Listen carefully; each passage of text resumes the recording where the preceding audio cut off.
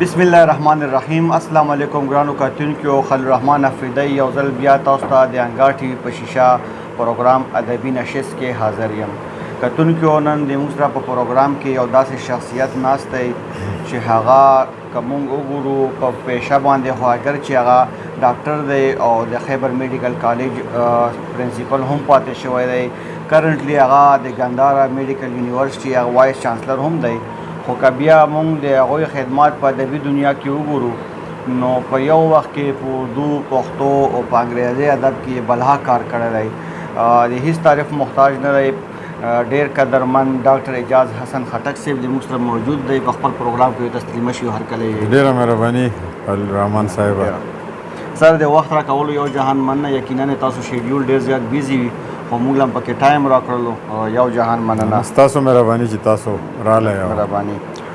سر. هسې خو تاسو که موږ د میډیکل په فیلډ باندې وګورو یا موږ په ادب کې وګورو، په هر ځای کې هر انسان تاسو په یو خپل ریفرنس باندې پیژني. خو که موږ د انګار ټي وي کتونکو ته تاسو اجتماعي پیژنګلو په دې سوال کې یو چې ډاکټر اعجاز حسن خټک صاحب څوک دی، نو د هغې جواب داسې وي. زما په خیال یو عام انسان چې هغه انساني او فطرت او په هغوی په جذبو باندې ځان پویولو کوشش کوي، که هغه د میډیکل حوالې سره خبرې دي، که هغه د ادب حوالې سره دي. صحیح. او تعلق مو د کوم ځای سره یا تعلیمي زده کړې؟ مونږ خو د کرک ضلع سره تعلق دی، خو زمونږ مشران دلته پېښور یونیورسټۍ کې زما والد صاحب، زما تره، هغوی دلته کې پروفیسران وو.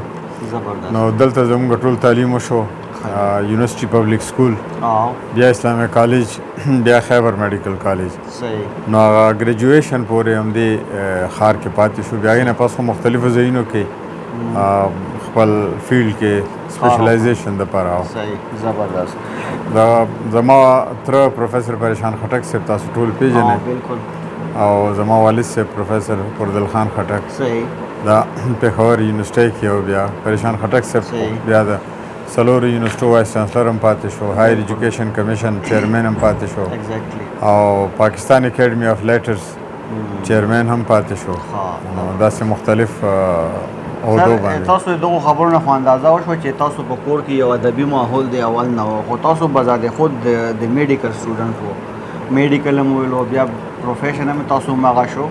نو د میډیکل سره تاسو ادب ته بیا رجحان څنګه راغی؟ دا ما خیال دی چې په ماحول ډیپینډ کوي. لکه زمونږ د کور ماحول داسې و چې دا څومره مشران دي، که د پښتو ادب دي، که د اردو ادب دي، نیشنلی او انټرنیشنلی، دا ټول مونږ خپل کور کې ولیدل. کتابونه به بېسیاره وو. پښتو خو مونږ سکول کې خو نه دا ویلې، مونږ خپله کور کې زده کړې دا کتابونه نه. نو ماحول و چې د هغې اثر و. ښه، زبردست. او اوس پورې تاسو سره په کومو اصنافو باندې کار کړی په ادب کې؟ نظم، نثر کې؟ نو ما خو نظم هم لیکلی دی او غزل هم لیکلی دي، او بیا نعت طرف ته زه ډېر رالم. زما پبلش ورک چې دی هغه یو انګریزی نعتیه کتاب دی، بل اوس را روان دی دویم، یو د اردو نعتیه دی، او یو عام د انګریزي شاعرۍ کتاب دی. 3 کتابونه زما. چې موږ څومره په د میډیکل فیلډ کې ډاکټران کتلي یا لږه ډېره ناسته پاسته مې سره شوې ده، نو د ساینس فیلډ والا خلک د لیټریچر نه هم ډېر لرې وي، او بیا د مذهب سره هم هغه شانتې تړون ډېر کم وي. تاسو په لیټریچر ته هم راغلي او په هغې کې هم خصوصا د نعت انتخاب وکړئ، د دې په شا هغه ریزن څه و؟ زما خیال دی چې دې سره زما اتفاق نشته، ځکه چې موږ خو د خلکو سره کلوز پاتې شوي یو. خو د ادب ته راتلل چې دی دا د ماحول اثر وي. ډېر زموږ داسې ډاکټران ملګري دي چې هغوی ښه لیکوال دي، لیکي نه اوس ورسره ټایم به کم وي، خو بهرحال دا خبره هسې عمومي طور باندې صحیح نه ده. صحیح. سر، د طب د پیشې سره سره د ادب هم په داسې انداز کې مخکې وویل چې څومره شهرت، کامیابي تاسو ته په خپل پروفیشن کې میلاو شوي، همدومره تاسو په ادب کې هم کړې ده. دا توازن برقرار ساتل څومره مشکل کار و او تاسو څنګه؟ میډیکل دغه خو زمونږ فرض و چې میکسیمم سړی سپیشلایزیشن ډیګرۍ وکړي چې خپل مریض ته ښه دغه علاج ورکوي. خو دا بل چې دا ما کله هم د کمپټیشن یا دغه کې نه دی کړی، بس مونږ خپل شوق کړی دی، خلکو مهرباني چې هغوی خوښ کړی دی. زبردست. او دا هم سر مونږ اورېدلي دي چې تاسو دا چې کوم د انګریزي نعت کې کوم کتاب چاپ شوی دی دنیا اولنۍ نعتیه مجموعه ده او ډېرو لیبرو ته رسېدلی او زما خو دغه دعوه ده ځکه چې دې نه مخکې نعتیه کتابونه دغه خو نعتونه وو انګریزی خو کتاب نه و. 2014 کې صحیح 2014 کال کې ما چاپ کړو دا او ما د دې تقریبا 900 لایبرریو ته دنیا کې دا ولېږل خپله یا دوستانو په ذریعه. بیا د امریکې شپږ ښارونو کې چونکې دې قیمت خو شته نه د مینې کتاب دی نو ما شپږو ښارونو کې په امریکې کې چونکې هغوی دپاره ما لیکلی و چې هغوی ته پته ولګي زموږ خپل پیغمبر صلی الله علیه وسلم سره څه فیلینګ دی او څه مینه ده. نو بیا هغه ښارونو کې ما شپږو اسلامیک سینټرز کې دې پروګرامونه وکړل هلته مې تقسیم کړل 400 کتابونه ما وړي ځان سره ډېر زیات وړی نه شي نو هغه مونږ تقسیم کړل دا کار مو.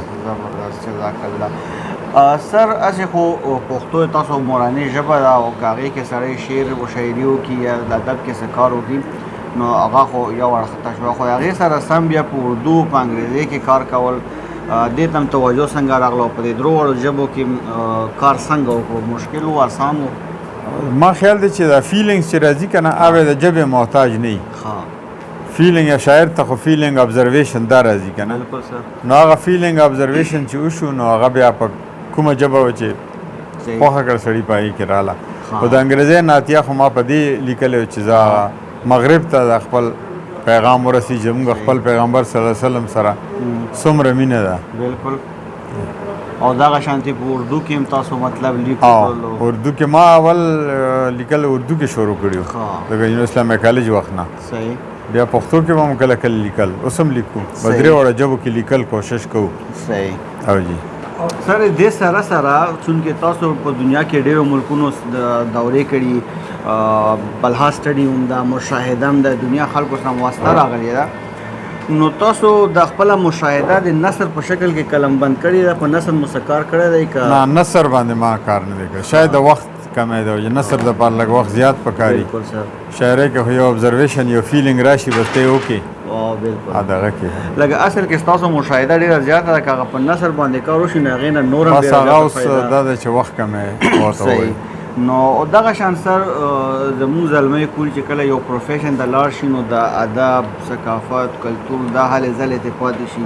تاسو د ځوان کول ته داسې څه پیغام ورکوو چې هغه د خپل پروفیشن سره سره خپلې ژبې ته خپل کلتور ته هم توجه وکړي او دا هم مخ په وړاندې بوځي؟ دا اوس ډېر ټیکنیکل سوال دی او دا د هر سړي کار هم نه دی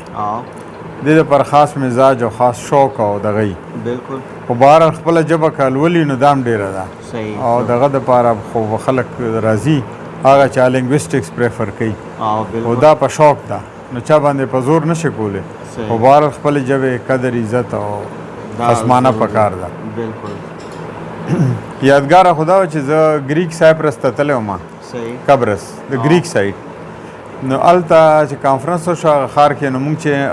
لارناکا ته راتلو انټرنیشنل ایرپورټ چې دی ما ډرایور ته وویل چې ما چېرته جومات ته بوځه نو هغه وی چې دلته خو ما ته 2 جوماتونه معلوم دي یو ښار کې دی 300 کاله زوړ دی یو ډېر زوړ دی ځنګل کې دی مخکې ما بس هلته لاړ شه وایي چې هغې پیسې به لږې زیاتې لګي ما خیر دی لاړ شه نو چې لاړو نو هغه وړوکي جومات و داسې اوبه هم وې داسې ځنګل هم و نو زه چې ورننوتم نو سین ته د جومات نو دروازې کې ما یو سړی میلاو شو راته وایي چې زه کرسچن یم او حکومت د دې جومات د خیال دپاره دلته امپلای کړی یم لکه کرسچن دا کېدل ما ته ډېر سترګو کې ژړا راغله اوښکې رالې چې یاره دا څنګه چل دی چې جومات دی او پکې کرسچن کیر ټیکر دی خو بهرحال هغه ما ته دا تاریخي ځای دی زه ته لږ ګرځوم ما ورته وایي چې نه زه به دلته مونځ کوم عصر مونځ و که نه مازدیګر او بیا هغې نه پس چونکې زه سفر کې وم نو ما ډولچه باندې اوبه راوویستې د کوهي نه هغې کې دلچسپه واقعه دا وشوه چې ما چې ډولچه راویسته نو زما په لاس باندې چین والا میټل ګړی وه هغه ګړی وغورځېده کوهي ته نو ظاهره دا خو لاړه خو ما ته نور اوبو ضرورت شو ما چې دوباره ډولچه ور وغورځوله نو ګړی راووته نو ما وایي چې دا خو څه عجیبه کار وشو خیر اودس مې چې وکړو دوه رکعته مونځ و ظاهره د مازدیګر مونځ و سفر نو دا بیا بوتلم جومات کې دننه یو قبر ووي this is aunty of your prophet چې دا ستاسو د پیغمبر صلی الله علیه وسلم ترور ده حضرت ام حرام رضی الله عنها دا وایي چې راغلی و خپل خاوند سره لښکر کې او دا څه هغوی فتح کړی دا اوس رانه دي چې هغه وایي چې اس نه غورځېدلی وه که اوښ نه وایي چې دا وغورځېده شهیده شوه نو دوی دا جومات د هغې په میموري کې جوړ کړو خیر ما ته ډېر عجیبه فیلینګ وشو او ظاهره د مسلمان په حیثیت نو بیا بهر چې راویستم وایي دا قبر د شاه حسین د نیکه دی دا کینګ شاه حسین چې دی او د جارډن اوس خو یې زوی دی دا دوی هاشمي خاندان نه دي او بل ورسره جومات قبر چې وایي دا دی جومات اولنی او آخري امام خدای خبر کله به تېرو نو بیا ما هلته یو دعا وکړه چا قبوله شوې ده ما وایي چې یاره خدای پاک دا ځای خو آباد کې دا خو مسلمان پکې نشته جومات شته انګریز یې کیرټیکر دی کرسچن نو اوس په یوټیوب باندې ما کتل چې هغه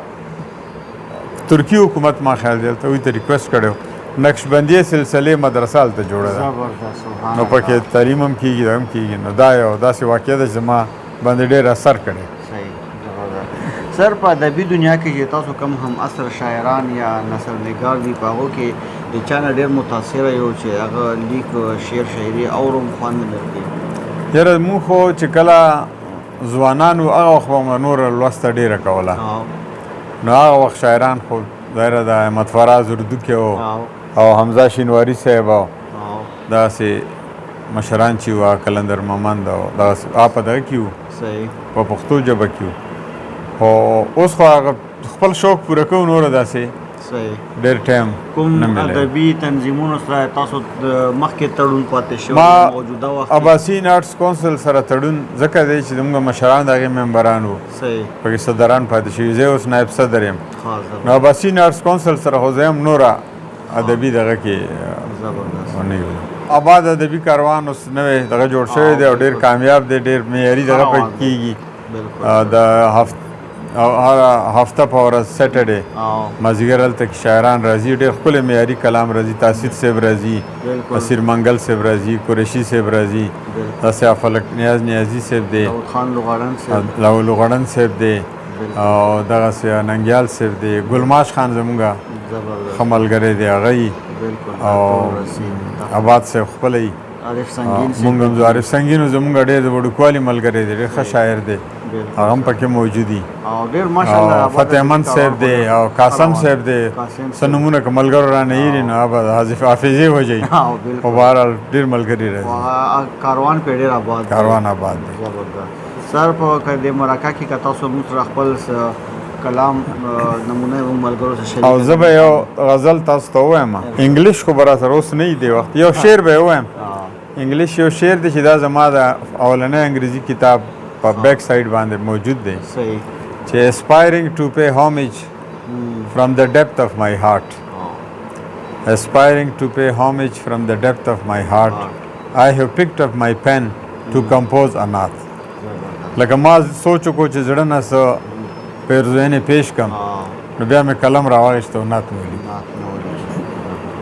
د پښتو یو غزل دی یاد دی د ذهن نه ویستل غواړم یاد دې د ذهن نه ویستل غواړم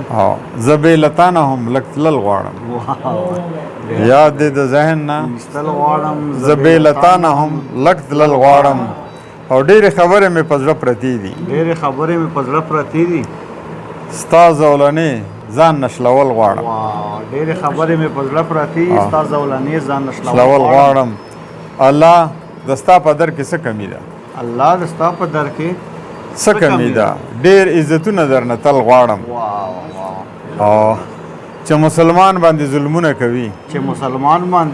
مسلمان باندې ظلمونه کوي اور د هغوی په کور کې بل غواړم الله د یو بدل کې سل ورکوي الله د یو بدل لس ورکوي الله د یو بدل کې لس ورکوي د یو بدل کې درنه سل غواړم او زما د زړه لمن آزاده شوله زما د زړه لمن آزاده شوله خو ستا د زلفو هغول غواړم زما د زړه لمن زما د زړه لمن آزاد شولا استاد زلف اول غواړم د مور دعا مې همیشه یاد شي د مور دعا مې همیشه یاد شي ویلی الله در سره مل غواړم ډېر ښه دی ډېر وخت شو بدل اجاز خټک ته ګوره وخت شو بدل اجاز خټک ته ګوره وای په مینه کې مزل غواړم ډېره مهرباني د مکتب وخت شو بدل اجاز خټک ته ګوره وای په مینه کې مزل غواړم ډېر ښه دی نو دغه ډېره مهرباني سر جي ډېره مننه ستاسو تکلیف وکړو تاسو راغلی دوی تشریف راوړو ډېر خوند وکړو موږ ډېر خواهش وو